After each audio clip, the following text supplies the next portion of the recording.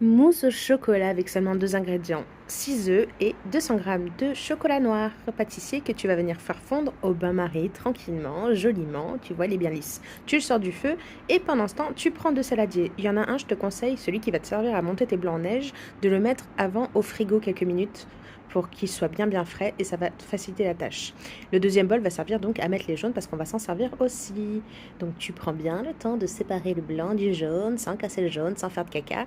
Et ensuite, dans ton saladier où il y a les blancs, tu rajoutes une pincée de sel et on part direction mon grand ami, le batteur. Oui, je suis une flemmarde, je vous jure, je l'ai déjà fait une fois monter des blancs en neige à la main.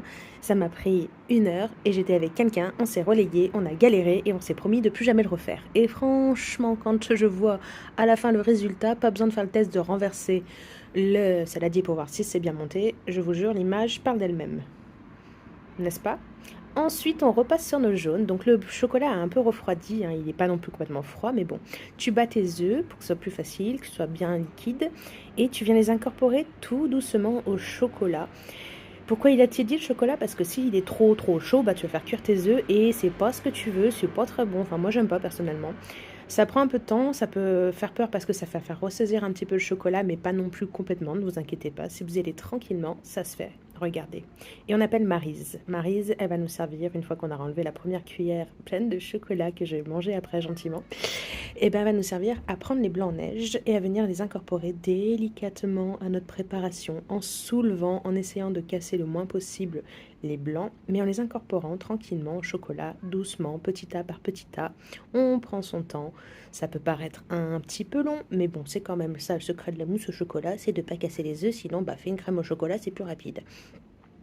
Et voilà, petit peu, par petit peu, par petit peu. Et puis au bout d'un moment, bah, c'est prêt. C'est enfin complètement chocolaté. C'est tout bon, tout bien mélangé. Et donc du coup, bah, tu transvases dans un joli saladier pour présenter ta mousse au chocolat à tes invités.